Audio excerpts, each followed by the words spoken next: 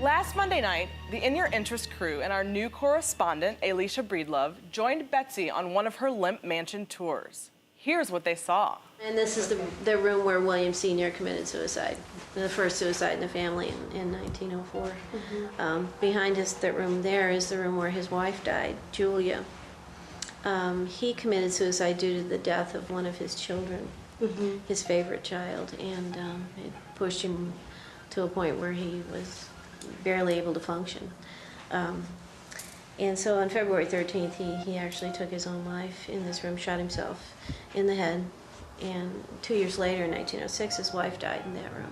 This room was the site of the suicide of Billy Lemp, William Jr., who committed suicide in 1922. Probably the most infamous of all the Lemp suicides, although there were 4 of them, 3 of them happening here in this house.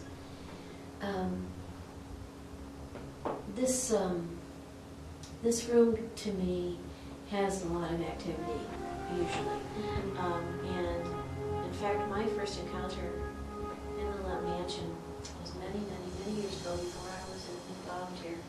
Really? And it had to do with this room. And I was having dinner here, and I came in and set my hand on a table, and the table vibrated out of my hand. Now, can you feel anything now? Can you? I feel that same spirit, but I don't feel anything new. Not in this room. So this was Charles' room. It was his room at one time, yes.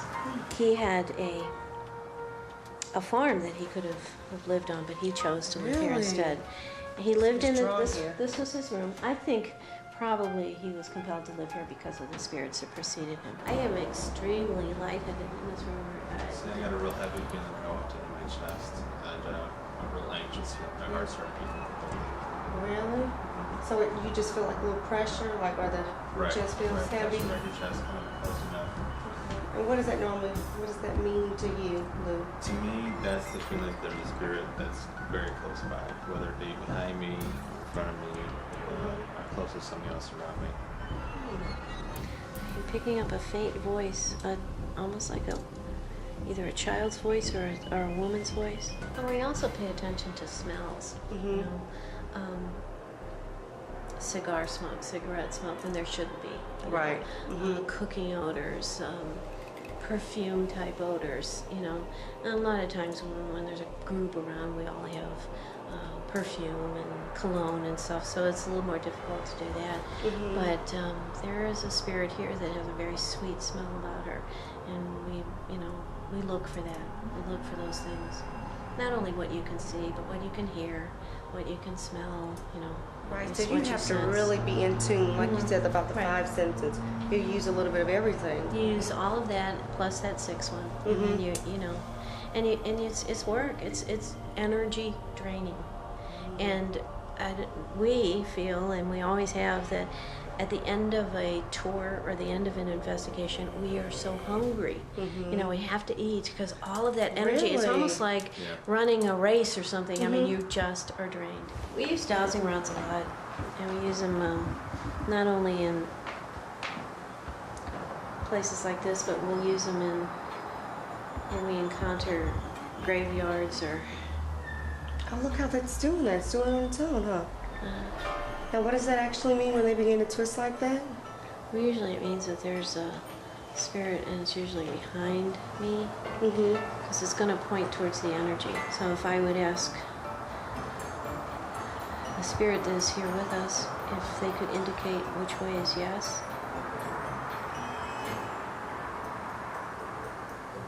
And can you indicate which way is no? They usually get a little bit ahead of me here.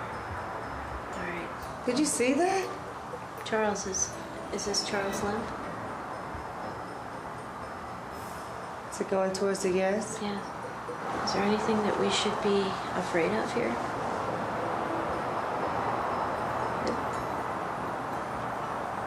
Wow. Can you make your presence known to us?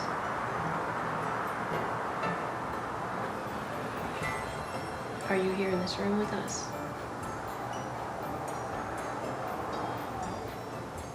All right, thank you. What do you think spirits actually are? They're energy. Okay. And there's just like there's all kinds of different people out there. There's all kinds of different spirits out there. There are earthbound spirits, spirits that have never crossed over. Those are the majority of the spirits that we encounter as ghost hunters. To be able to commune in a sense or interact with the spirits, is it a gift, or can anybody do it, or does it take a special type of individual to be able to do that? Anybody can do it. Anybody can. Everybody has, as I said, those 5, 6 senses. It's just where you are in your life. So, Betsy, that is a tour that you give at the Limp Mansion pretty much every Monday night. Every Monday night. Every Monday night. Year round. It's So, fun. so we saw a couple of little quips of activity going on there. How does that rate in terms of what it's like every Monday night? It's pretty interesting, actually. That is the night that the Limp Mansion does not have, it's not open. They don't have dinner that night. They do have bed and breakfast rooms, though, 6 of them now that they do rent out. So on occasion we'll have a guest that's staying in the bed and breakfast come with us, and they're kind of wide-eyed by the end of the tour going, oh, now I'm here. Exactly. Oh, wow. Which is okay. Right. We give them a little extra love and attention before we leave. Right. But it's a very interesting evening. They are so wonderful to let me be there and do this tour at the Limp Mansion.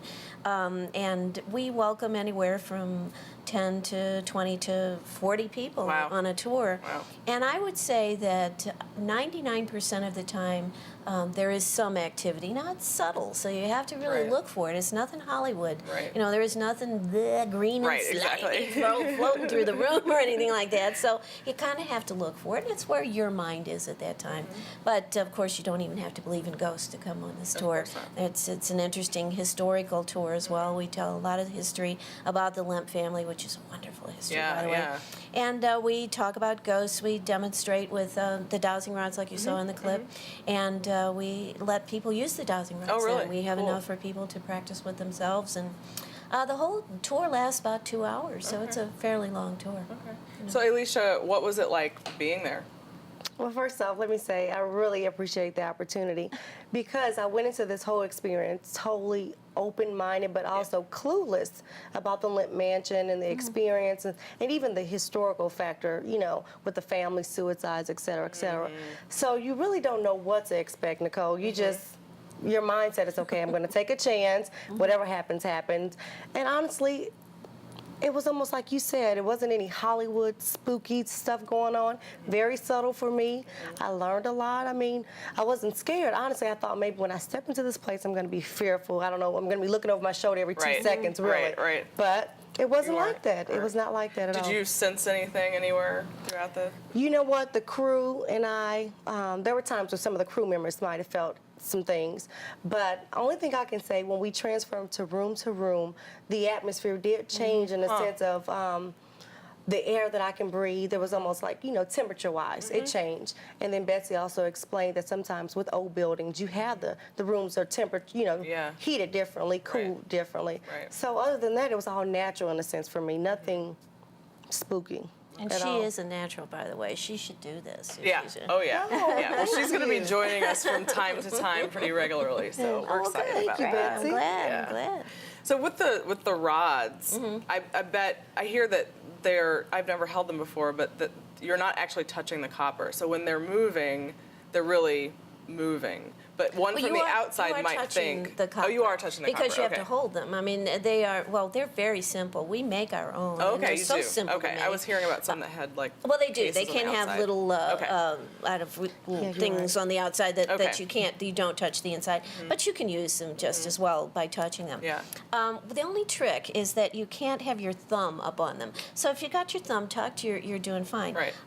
You have to then pay attention to electric. I mean, you could be out by an electric box or some sort of Right. energy, and that is Exactly. going to draw the rods. But it also draws spirit energy as well.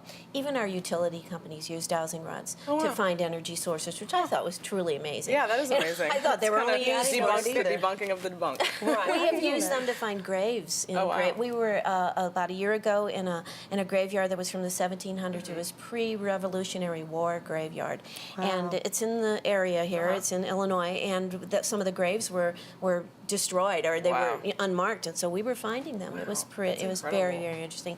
Anybody can use a dowsing rod, though. That's why I like them so much and Yeah. like to recommend them for people, they're so because it's simple. almost like instant gratification. Yeah. It's like, you don't "Ooh, have to I did work it." really hard. You get some, Right. you know, some interesting stuff happen Right. to you, and it's fun too. Cool. Well, we actually have to wrap it up, Oh, but thank wow. you so. I know it goes by so I know, quickly, it especially sure when you're does. talking about Keep such saying it. interesting Yeah, stuff. it's so much fun. But thank you so much for coming by. You're and wonderful. Thank your you. website again is stlspiritsearch.com. Excellent. And our phone number is 314-776-4667 for the tours. excellent. And thank you, Alicia, and we'll Oh, see thanks you for having me. very soon. Okay.